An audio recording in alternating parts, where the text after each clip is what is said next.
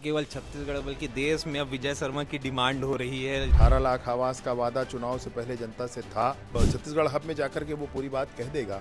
ये गुजरात का मॉडल है। और बस भूख लगी है इसलिए जाना है, न था अभी भी रुका जा सकता था, कोई बात नहीं है। झारखंड के दौरे पर थे, 6 विधानसभा से ज्यादा का प्रभार था। भाजपा के पंच प्रण पर जनता का मन आ गया है। वही तो प्रकाशन नहीं करते, अब उसका प्रकाशन भी कर रहे हैं। यहाँ इनको पकड़ करके निकाला जा रहा है, कान पकड़ के, नहीं तो जेल में डाला जा रहा है। रात के लगभग 12 बज रहे हैं, लेकिन डिप्टी सीएम छत्तीसगढ़ के विजय शर्मा लंबे चुनावी दौरे के बाद, झारखंड के लगभग 6 विधानसभा के दौरे के बाद अभी छत्तीसगढ़ प्रवास पर हैं और अपने क्षेत्र आए हैं और अपने लोगों से मिल रहे हैं। लगभग 12 बज गए हैं, अभी तक मिल रहे हैं आप लोगों से। हाँ, बस भूख लगी है इसलिए जाना है, न था अभी भी रुका जा सकता था, कोई बात नहीं है। झारखंड के दौरे पर थे, 6 विधानसभा से ज्यादा का प्रभार था, तो कैसा है वहां की स्थिति, कैसी है सर? झारखंड में भाजपा नीत एनडीए की सरकार बनना सुनिश्चित है। वहां पर हेमंत सोरेन सरकार ने जनता का विश्वास पूर्णतः खो दिया है और भाजपा के पंच प्रण पर जनता का मन आ गया है। एक बड़ा विवाद चल रहा है चुनाव के दौरान, एक भाषण की खूब चर्चा है, बटोगे तो कटोगे, आप कैसा सोचते हैं उसको? हाँ, निसंदेह बिल्कुल ठीक कहते हैं।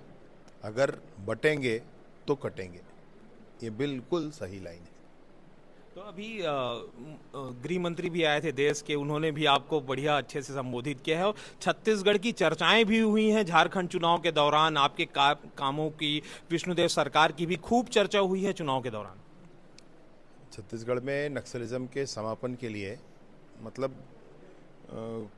कोई ईश्वरीय शक्ति ही होती है जब वो कोई ऐसा कह सकता है कि मार्च 2026 तक समूचे देश से नक्सलवाद खत्म हो जाएगा। ये कहने की ताकत अमित शाह में ही है भैया। लौह पुरुष है वो, लौह पुरुष है। इतनी बड़ी बात कहना, हम लोग तो उनके निर्देशन पर काम कर रहे हैं, माननीय विष्णुदेव साय जी के निर्देशन पर काम कर रहे हैं, परंतु ये बड़ी बात है, ये बड़ा अभियान है जो वो उठाकर चले हैं।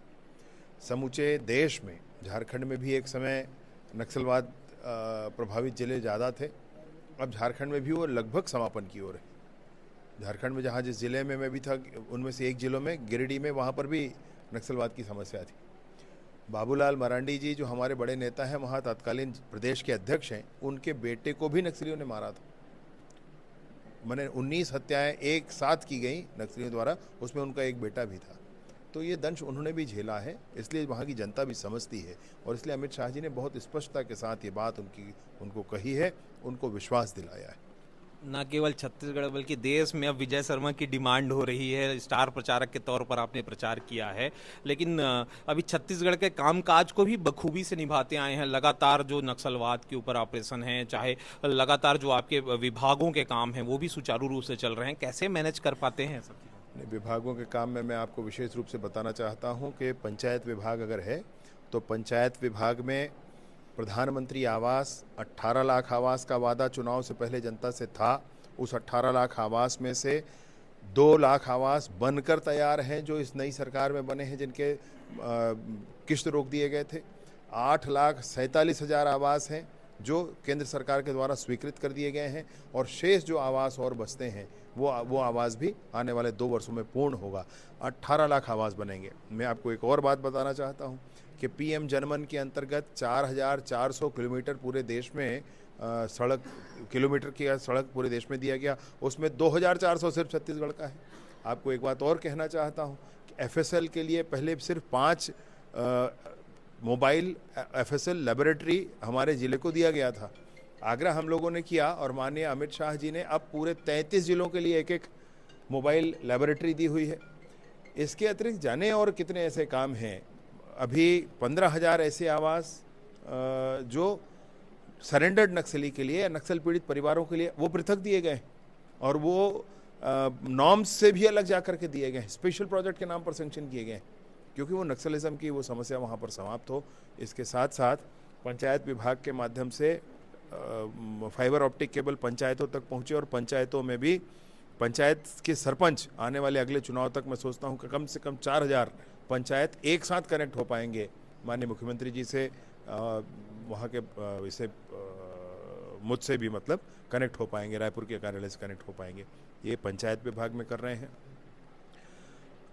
एक और विभाग है साइंस एंड टेक्नोलॉजी विभाग और टेक्निकल एजुकेशन विभाग, उसमें छत्तीसगढ़ हब बनाया जा रहा है। छत्तीसगढ़ का नौजवान अगर ये सोचता है, उसके मन में कोई आइडिया आता है, उसको मटेरियलाइज करना है, धरातल पर उतारना है, तो कैसे करेगा? तो उस धरातल पर उतारने के लिए भी एक स्थान बनाया जा रहा है। वो जाकर के वहाँ आई हब में, मतलब छत्तीसगढ़ हब में जाकर के वो पूरी बात कह देगा। ये गुजरात का मॉडल है। और उसके बाद अगर वो संस्था तैयार होती है तो वो संस्था अप्रूव करेगी। जैसे ही अप्रूवल होता है उसको फाइनेंशियल सपोर्ट होगा, रहने का सपोर्ट होगा, टेक्निकल सपोर्ट होगा, और वो अपने उस विचार को, उस कॉन्सेप्ट को धरातल पर उतार ले, मटेरियलाइज कर ले, मॉडल बना ले इसका पूरा असिस्टेंस दिया जाएगा। और इसके बनते ही अनेक कंपनियों से उसका टाई अप कराया जाएगा। ये नई सोच के साथ नया काम उस पर भी शुरू हुआ है। पुलिस विभाग में अगर आप बात करेंगे तो नक्सलिज्म के संदर्भ में बहुत सारी घटनाएं हम देख रहे हैं। प्रदेश में विभिन्न स्थानों पर कुछ घटनाएं दिखती हैं अभी। उन घटनाओं का भी आप एक तरह से देखेंगे तो पटाक्षेप हुआ है।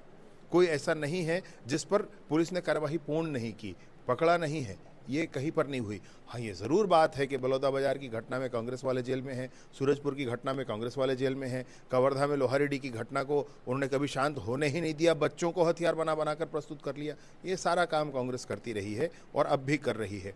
इसके बावजूद मैं आपसे कहना चाहता हूँ, रोजगार के लिए अब रोजगार कार्यालय जाकर के आपको पंजीयन कराने की आवश्यकता नहीं। छत्तीसगढ़ रोजगार ऐप बनकर तैयार है और छत्तीसगढ़ रोजगार ऐप के माध्यम से आप घर बैठे अपना पंजीयन करा लेंगे। आपको नोटिफिकेशन में निकलने वाली वैकेंसीज दिखा करेंगी, ये आपके मोबाइल पर हो जाएगा। मोबाइल आप आज के डेट में सबके पास है।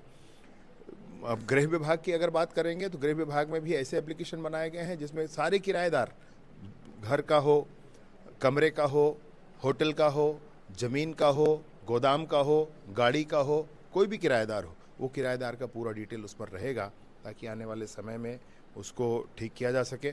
बहुत सारे लोग, बाहर के लोग जो आकर के जगदलपुर में घुसे थे, कोंडागांव में घुसे थे, कवर्धा में घुसे थे, उन सबको एक एक करके बाहर निकाला जा रहा है। उसका आप पहले तो प्रकाशन नहीं करते, अब उसका प्रकाशन भी कर रहे हैं कि हाँ, इनको पकड़ करके निकाला जा रहा है, कान पकड़ के, नहीं तो जेल में डाला जा रहा है। यह भी काम पुलिस विभाग के माध्यम से हो रहा है। और टेक्नोलॉजी की दिशा में भी पुलिस विभाग में बहुत सारे काम हो रहे हैं। सारा आपको डिटेल बताने का अभी समय नहीं है। आपके एक प्रश्न पर मैंने इतना लंबा कहा है, इसलिए एक अंतिम प्रश्न मैं पूछना चाहता हूं। मुख्यमंत्री महोदय बस्तर के दौरे पर थे, आप भी उस नक्सलवाद क्षेत्र से अभी तुरंत दौरे पर आ रहे हैं, देर रात हो गई है, ज्यादा प्रश्न नहीं पूछूंगा। मुझे पता है कि 20-25 दिनों बाद आप आज घर जा रहे हैं, घर पर भी इंतजार होगा क्योंकि एक दायित्व तो वहां भी है, लेकिन मुख्यमंत्री जी का दौरा विशेष रहा है, आप भी दौरे कर आए। हाँ, अब घर पर इंतजार का समय खत्म हो चुका है, अब द्वंद्व का समय प्रारंभ हो गया है। माननीय मुख्यमंत्री जी भी बस्तर के दौरे पर गए थे। आने वाले अगले महीने में केंद्रीय नेतृत्व भी बस्तर के दौरे पर आने वाला है। बस्तर ओलंपिक चल रहा है, बस्तर बदल रहा है, अब बस्तर ऊंचाइयों को छूने वाला है। मेरा आज आप फेसबुक उठाकर देख लें, इंस्टाग्राम उठाकर देख लें, इतना सुंदर प्रस्तुति बस्तर के लोगों ने, बच्चों ने की है, बीजापुर के बच्चों ने की है, आपको आश्चर्य होगा देख करके। इस समूचा बस्तर अब बदल रहा है। एक फिल्म की खूब चर्चा हो रही है, गोधरा फाइल्स, गोधरा स्टोरीज, उस पर आपका क्या विचार है? कैबिनेट के साथ उस पर मेरा विचार ये है कि कवर्धा के टॉकीज में जाकर के मैं तो देखूंगा ही देखूंगा, मैं कई शो फ्री करा करके सबको दिखाऊंगा। अच्छी फिल्म है। हाँ, बिल्कुल है।